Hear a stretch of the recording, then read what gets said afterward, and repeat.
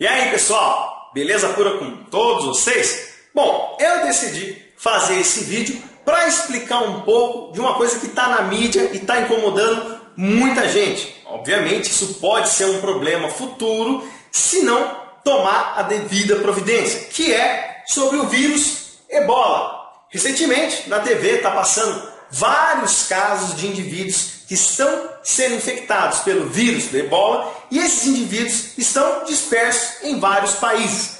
Estão ocorrendo alguns surtos lá na África, em alguns países da África, e existe um medo inerente em relação a esse vírus dele se espalhar na população mundial e isso causar uma verdadeira catástrofe para a humanidade. Vamos entender o que de fato é esse vírus e os problemas que ele pode causar à nossa saúde e por que os órgãos governamentais de saúde têm tanto medo de ocorrer alguma catástrofe e esse vírus se alastrar e causar sérios problemas para a humanidade. Então vamos entender primeiro uma coisa. O Ebola nada mais é do que um vírus de RNA. Até aí, sem mistério nenhum. Esse vírus ele é endêmico em algumas regiões da África. E o tópico relacionado à sua transmissão é principalmente em relação ao contato com fluidos biológicos. Pelo menos isso é o que se sabe da transmissão do vírus Ebola. Obviamente ele nunca foi muito estudado a fundo, até mesmo porque a prevalência da infecção por esse vírus é em países pobres. Em países desenvolvidos, nós não temos infecções pelo vírus Ebola. Acredita-se que essa transmissão pode ser além do que de acordo com os fluidos biológicos. Pode ser transmissão pelo ar, mas ainda não se sabe. Esse é um medo inerente, esse é um ponto importante. E por que esse vírus ele pode ser potencialmente perigoso para a saúde humana? Porque ele pode causar dois eventos extremamente danosos ao nosso organismo, que é um evento pró-inflamatório severo e um quadro hemorrágico. Vamos entender cada tópico em parte, começando pelo quadro inflamatório. Então o vírus do Ebola ele é capaz de infectar os monócitos. Ele tem a interação com certos receptores de superfície aqui dos monócitos, que ele vai ser endocitado aqui por essa célula, vai se replicar e ele tem a capacidade de induzir a expressão de uma série de citocinas pró-inflamatórias. Tanto expressar como traduzir. Isso acaba sobrecarregando a célula. Então, o monócito, ele vai, além de replicar o vírus do Ebola, ele vai produzir uma série de interleucina 6, 8 e TNF-alfa, que são fatores pró-inflamatórios bem pesados. Bom, até aqui, essa é uma condição que vai ser sistêmica, porque o monócito está na circulação. Então nós vamos liberar na corrente sanguínea elevados títulos de L6 e L8 e TNF-alfa. Isso já é um problema, porque isso pode causar dano em uma série de tecidos. Mas esse problema ele pode ser agravado no quadro da hemorragia, que é um dos piores problemas causados pelo vírus do Ebola. Então, o que acontece? Nós temos aqui, então, o nosso vaso sanguíneo, e eu coloquei a representação para vocês aqui de células endoteliais. O vírus do Ebola ele consegue invadir aqui essas células endoteliais. E olha só que coisa. Ele produz uma glicoproteína que é capaz de inativar a ação das integrinas. Ou seja, as integrinas são proteínas que permitem que a célula endotelial fique aderida no vaso sanguíneo. Se essas integrinas forem destruídas, estas células endoteliais elas vão se descolar da parede do vaso. E aí o que pode acontecer? Um quadro hemorrágico. Então vamos começar a somar os eventos e ver quais sintomas e lesões que o Ebola pode causar.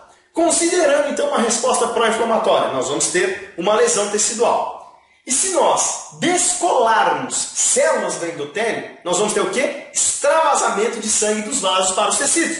E também em outras regiões.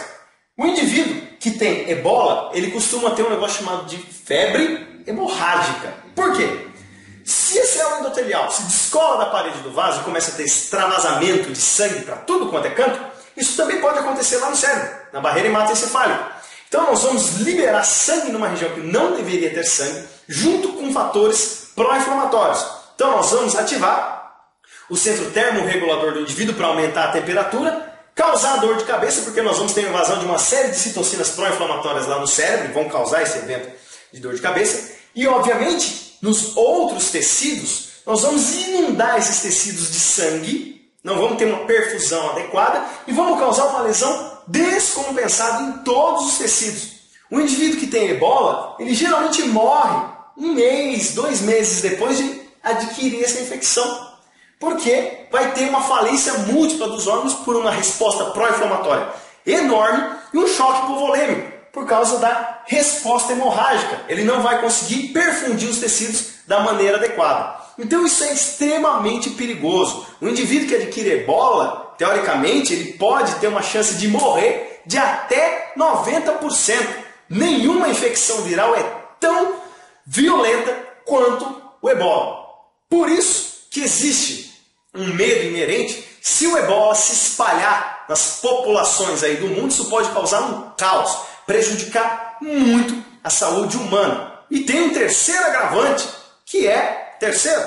tem um outro agravante, que é ninguém sabe como tratar o ebola. Não existe uma terapia, não existe uma vacina.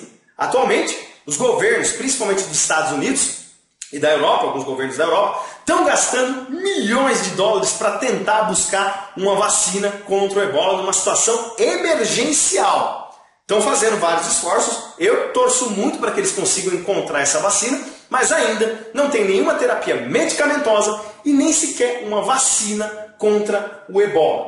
Eles estão tentando arriscar também em algumas terapias, se eu não me engano, com RNA de interferência. Então, como este vírus é um vírus de RNA, utilizando RNAs complementares desse vírus, ativar toda a maquinaria de degradação de RNA dupla fita, é uma tentativa como uma terapia futura contra o ebola. Mas ainda não se tem nenhuma resposta satisfatória, não se conhece nada para se tratar o ebola. Por enquanto ainda vamos rezar para que isso não se espalhe pelo mundo e cause problemas mais severos. Beleza, pessoal?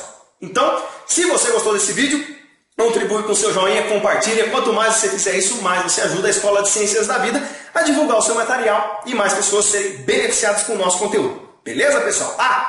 Se inscreve no nosso canal aí, participa lá do grupo da página da Escola de Ciências da Vida no Facebook e participa também do canal do professor Rogério Gozzi, que ele tem as melhores aulas de anatomia do YouTube. Como sempre, todas as informações estão lá aqui no descritivo desse vídeo. Então é isso aí, turma.